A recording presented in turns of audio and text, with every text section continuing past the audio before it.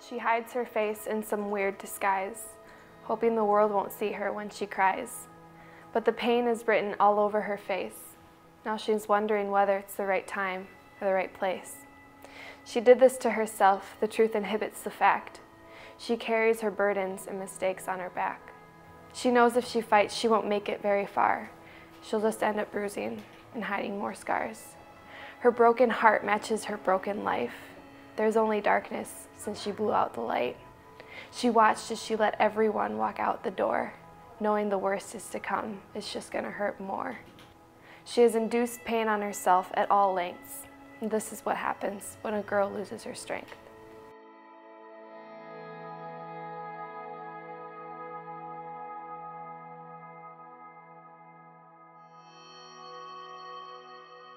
The fallout began when I started high school. I had this void in my heart and this constant need to know who I was. And I thrived off of what people would say about me. Whatever they said about me, I believed to be true of me. And so if someone told me I was pretty, I thought I was pretty, and someone told me that I was nice, I believed them. So I constantly was striving after that approval of others, that desire to know what they think of me. And that's what I would tell myself.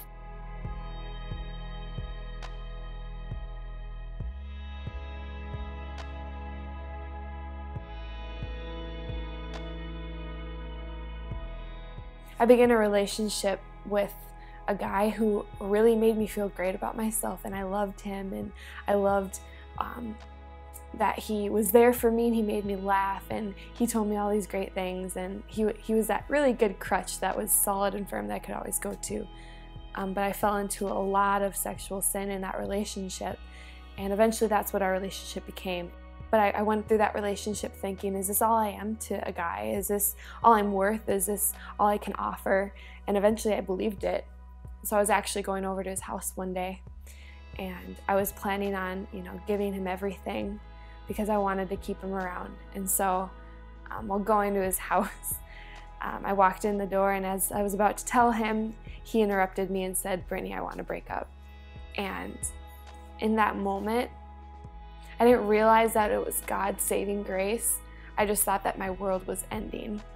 And I went back home, and I remember just crying and asking my friends to come over, and they came over, and that's kind of when I faced my first introduction to drugs and alcohol. And I woke up one morning and I just started to think, am I really worthless? Do I really have a purpose?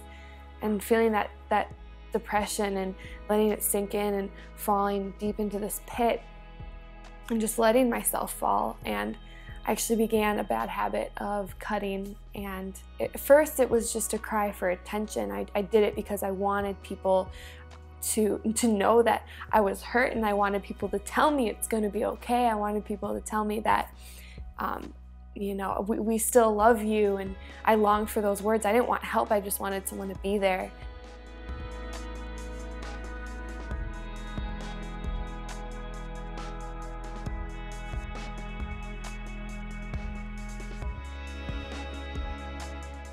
I had another guy there as my crutch.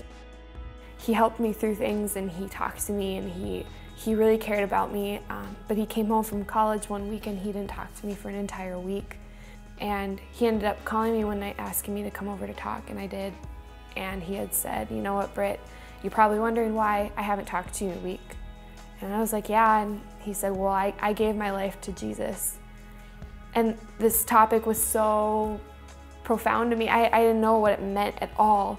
And so I just kind of backed away, and I didn't want anything to do with religion. I'd been told before that Jesus loves you, and I just said, how could Jesus love me if he let this happen to me? If he let me feel this way about myself? Where is his love? Where I don't see it, therefore I don't believe it.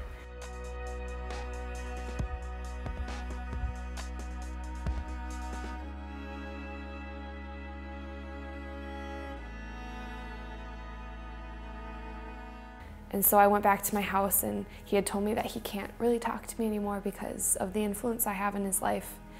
And that was just about the one thing that could have tipped me over. and questioning whether or not I even wanted to be here anymore, because apparently I'm just a hindrance to everyone I talk to. And the next day I go to school and I'm questioning my entire life, and I go into choir and a girl comes up to me and says, "Can I talk to you?" And I knew that she loved Jesus, and I knew that she went to church, and immediately I put up a mask because I didn't want to hear the whole "Jesus loves you" talk again. And surprisingly I said yes, and I said okay, and so she pulled me aside and she said, "Brittany, are you okay?" And I don't know what it was in that moment, but I broke down and I started crying and I said, "No, I'm not okay." And I began to tell her everything that had been going on. And she said, "Okay, well, I have a solution for you." And I was like, "What?" And she was like, "You need to go to church."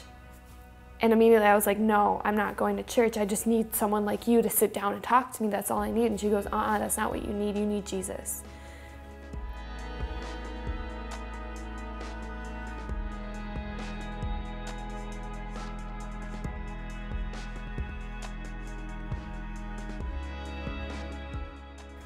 And I didn't understand it, and I didn't want to accept it, but I was at my point where I wanted anything that would help me.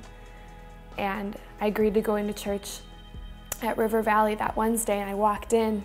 It was a different environment, but I walked up front to worship. And as I was worshiping, I fell to my knees. It was the first time I experienced God, and I just sat there, and I sat in this sadness that I'd been experiencing, this depression, this hurt, this feeling of no purpose and this worthlessness. And I just cried out and I cried out. And all these years I was looking for a solution to get out of this pit. But at that moment, the only solution reached his hand down. And I saw it and I grabbed it. And he looked at me and he said, "Brittany, I love you. And I've loved you all along. The moments where you didn't think I loved you the most. And I'm the solution." And I realized at that moment that, it was 3 months before I had the option of whether or not I was going to go to church, 3 months before I turned 18.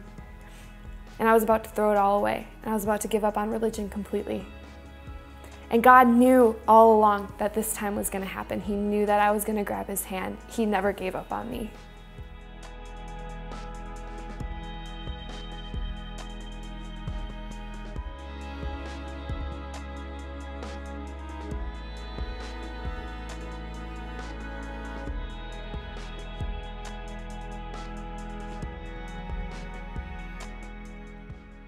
She saw his face from inside the pit, hoping to the light she could finally submit.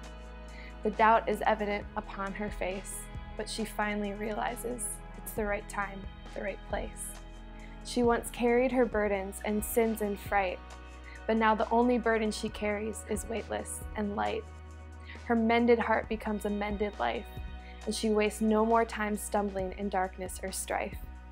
She watches her old life become something new, amazed that she was chosen to be someone that he will pursue. She follows him up and out of the pit at all lengths, because this is what happens when a girl finds her strength. She is the living proof that we all have time to wait, because even though God might not be early, he is never, ever too late.